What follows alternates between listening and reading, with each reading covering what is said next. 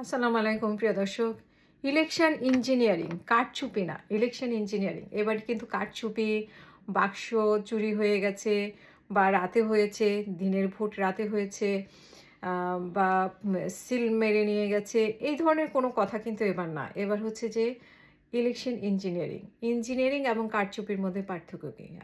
যখন আপনি ভোট কেন্দ্রে কোনো কিছু হয়, ধরেন ব্যালটে সিল মেরে ফেললো একজনে, পুরো ব্যালটে বাক্স ভর্তি করে ফেললো, বাক্স চেঞ্জ করে ফেললো, বা কেন্দ্র দখল করে ফেললো, এটা হচ্ছে যে কারচুপি। মানে আমি যেটা বুঝি আর কি সহজ অর্থে। আর ইঞ্জিনিয়ারিং হচ্ছে কি প্রশাসন বদলায় ফেললো আপনার রেজাল্ট। আপনার কেন্দ্রে ঠিকই ছিল, মানুষও ভোট দিয়েছে, সেখানের ভোটে কোনো সমস্যা হয় নাই, আপাত দৃষ্টিতে সুন্দর ভোট হয়েছে, কোনো সমস্যা হয় নাই, ভোটও দিয়েছে, কোনো বিশৃঙ্খলা তৈরি করে নাই, কেউ কেন্দ্র দখল করে নাই, তারপরে বাক্সও চুরি করে নাই, কিছুই করে নাই। এবং যা হয়েছে পরে হয়েছে, মানে সেখানে কোনো প্রমাণ নাই। সামান্য কিছু জায়গায় প্রমাণ আছে যে কাটাছেঁড়া হয়েছে, সেটা অনেকে বলছে, আমি বলছি না এই প্রমাণ। আর বাকিটা হচ্ছে যে এমন নিখুঁতভাবে করা হয়েছে, আপনি সরকারকে কোনো দায়ী করতে পারবেন না, কোনো ফুটেজ নেই, কোনো কিছু নেই, কোনো প্রমাণ নেই। কিন্তু সবাই জানে যে এখানে একটা ইঞ্জিনিয়ারিং হয়েছে, ইঞ্জিনিয়ারিং হয়ে ইয়েকে এনসিপিকে 6টা আসনে নিয়ে আসা হলো। কিভাবে নিয়ে আসা হলো? এনসিপিকে 6টা আসনে আসার কথা, মানে স্বাভাবিকভাবে ভোট হলে। তারপরে জামাত, বিএনপি, তাদের সাথে আসলে 3টা দলের সাথে ডক্টর ইউনূসের কী কথা হয়েছিল, সেটা এখন ডক্টর ইউনূস আর এই 3 দলই জানে। তারপরে এখন বিএনপি খুশি, জামাত খুশি হতে পারতেছে না। কারণ জামাতের আশা অনুরূপ, জামাতের আশা ছিল যে হয়তো জামাতকে আশা দিয়েছিল ক্ষমতায় আনবে, ক্ষমতায় আনলো না। তো বিএনপিকে হয়তো আশা দিয়েছিল ক্ষমতায় আনবে, এনসিপিকে হয়তো বলেছিল ডক্টর ইউনূস যে আরও কতগুলো সিট দিবে। তো এই নিয়ে মানে বিএনপিরও অসন্তুষ্ট আছে, বিএনপিরও কিছু কিছু সিটের ব্যাপারে আপত্তি আছে যে তারা জিতে আসতে পারলো না। কিন্তু তারপরেও বিএনপি কথা বলতেছে না, কথা বলতেছে কারা? যারা মানে যাদেরকে কথা দিয়েছিল, কথা দিয়ে কথা রাখে নাই। তো ডক্টর ইউনূস কথা দিয়ে কথা রাখে নাই, এখন এইটা নিয়ে কান্নাকাটি, বলেছিল হয়তো ক্ষমতায় নিয়ে আসবে। কিন্তু যতটুকু হয়েছে, জামাত আগে থেকে তো মাশাআল্লাহ অনেক ভালো করেছে, এনসিপি নতুন দল হিসেবে অনেক ভালো করেছে। আমরা দেখি নাহিদ ইসলামের মানে একটা একটা করে দেখাচ্ছে, তারেক রহমানের ইঞ্জিনিয়ারিং নিয়ে খালেদ মহিউদ্দিনের প্রশ্ন, সেটা দেখাচ্ছে আগে। আপনাকে আমি নিউ ইয়র্কের ঠিকানায় কাজ করি। আপনাকে প্রথমে অভিনন্দন জানাই, আপনি জয়লাভ করেছেন। কিন্তু একটু প্রশ্ন করি যে গত সরকার চলে যাওয়ার পর থেকে কিন্তু আপনি বলে আসছেন যে এই নির্বাচনটা খুব সহজ হবে না, যদিও নির্বাচনটা খুব সহজই হওয়ার কথা, আপনার জনপ্রিয়তা, বিএনপির জনপ্রিয়তা সবকিছু মিলে। এখন আমার প্রশ্ন, নির্বাচনটা তো হয়ে গেল, এটা অনেক সহজ ছিল কিনা আপনার কাছে? আর এই প্রশ্নটার একটা ছোট্ট লেজ হলো যে এরকম, যে একটু অভয় দিলে বলি যে আপনাকে কোনো এই 200-র বেশি আসন পাওয়ার জন্য আপনাকে কোনো ইঞ্জিনিয়ারিং করতে হইলো কিনা? It's like, thank you so much.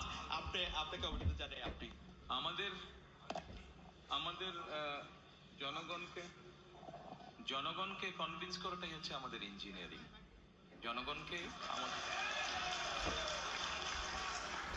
খুব চমৎকার একটা উত্তর দিয়েছেন তারেক রহমান, যে জনগণকে কনভিন্স করাই হচ্ছে ইঞ্জিনিয়ারিং। এটাই তো সবচেয়ে বড় ইঞ্জিনিয়ারিং।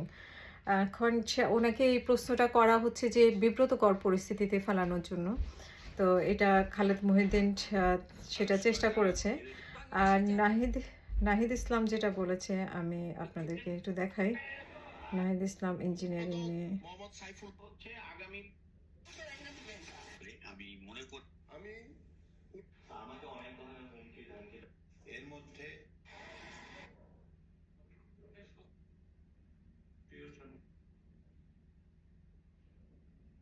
আমরা মনে করি যে আমরা বিজয়ী হয়েছি, কিন্তু রেজাল্ট টেম্পারিং এর মাধ্যমে সেখানে খুবই অল্প মার্জিনে আমাদেরকে পরাজিত দেখানো হয়েছে। তবে এই আসনগুলোতে আমরা আমাদের প্রার্থীরা তারা রিভিউ আবেদন করছেন, ভোট পুনর্গণনার আবেদন ইতিমধ্যে করেছেন। আমরা আশা করব যে নির্বাচন পুরোনো আমলে আওয়ামী লীগ যেভাবে নির্বাচন করেছে সেই ধরনের প্রচেষ্টা আমরা যাদের ভিতর দেখতে পাচ্ছি, তারা কিভাবে রাষ্ট্র পরিচালনা করবে, কিরকম দেশ পরিচালনা করবে সেটা নিয়ে জনগণের মধ্যে প্রশ্ন এসেছে। এক ধরনের রাজনীতি আছে যারা ঋণ খেলাপিদেরকে প্রশ্রয় দিয়েছে, যারা দেখেন ওর নিজের সিটটাই কিন্তু ইঞ্জিনিয়ারিং করে করা, 10%-এর মতো ওর নিজের সিট ইঞ্জিনিয়ারিং করে করা, কিন্তু ও লম্বা লম্বা কথা বলতেছে।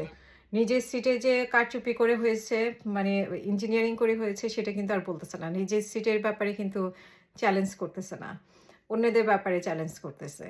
অমুক আসলো না কেন, তমুক আসলো না কেন, তারা যে 6 জন আসছে সেটা যে ইঞ্জিনিয়ারিং করে আনা হয়েছে সেটা কিন্তু বলছে না। এই হচ্ছে বাস্তবতা আর কি। তো আসলে 3 নৌকায় পা দিয়ে ডক্টর ইউনূস ধরা খেয়ে গেল। এখন কাকে কিভাবে সামাল দিবে সেটাই হচ্ছে এখন দেখার বিষয়। ওনার 3 দলের সাথেই কিন্তু সমঝোতা হয়েছে, এভাবে নির্বাচন হবে, এভাবে আসবে। তো ঠিক সেভাবেও হয়েছে, কিন্তু কেউ খুশি, কেউ খুশি না। এখন যারা খুশি না তাদেরকে কিভাবে খুশি করবে সেটা এখন দেখার বিষয়। যে ইউনূস আসলে ধরা খেয়ে গেল বড় একটা। এখন কিভাবে মানে এটা সামাল দেয় সেটা হচ্ছে বিশাল বিষয়। ইঞ্জিনিয়ারিং আসলে বিএনপিও করে নাই, জামাতও করে নাই, ইঞ্জিনিয়ারিং করেছে ডক্টর ইউনূস, স্বয়ং ইউনূস নিজে। সো উনি কোন দলকে কিভাবে বুঝ দিবে সেটা এখন দেখার বিষয়। আর হচ্ছে যে ওনার যে সন্তানদের, এনসিপি সন্তানদেরকে উনি পাশ করে আনছে 6 জনকে, উনি বলেই দিয়েছে যে ওরা পাশ করবে, এমপি হবে, মন্ত্রী হবে। তো উনি আগে থেকেই রেজাল্ট বলে দিয়েছে, এটা তো আমরা জানি। সো এখন দেখার বিষয়, এখন তো এখানে তো জামাত বিএনপিকেও দায়ী করতে পারতেছে না, মানে বলতেছে উপর দিয়ে, কিন্তু জামাত নিজেও জানে কি হয়েছে, বিএনপি নিজেও জানে কি হয়েছে, এনসিপি নিজেও জানে কি হয়েছে, আমরাও জানি কি হয়েছে। মোট কথা ডক্টর ইউনূস যে বড় মাপের একটা খেলোয়াড়, সবার সাথে যে পরক্রিয়া করছে সেটা এখন ধরা খেয়ে গেছে। এখন উনি আসলে কারো কথা রেখেছে, কারো কথা রাখতে পারেনি। কারণ এত কথা রাখা আসলে সম্ভব না, মানে এর থেকে বেশি কিছু করা ওনার পক্ষে সম্ভব ছিল না। তারপরেও উনি চেষ্টা করেছে যে কোনো প্রমাণ ছাড়া সুন্দর একটা জিনিস উপহার দেওয়ার, যে লাঠিও ভাঙবে না, সাপও মরবে না, লাঠিও ভাঙবে না, এরকম আর কি বিষয়টা। ঠিক তাই হয়েছে, কিন্তু তারপরেও কিছু অসন্তোষ, এটা কিভাবে দূর করবে সেটা ডক্টর ইউনূস নিশ্চয়ই বড় মাপের খেলোয়াড়, উনি এই খেলাটাও সামাল দিতে পারবে, সেটাই আশা করি।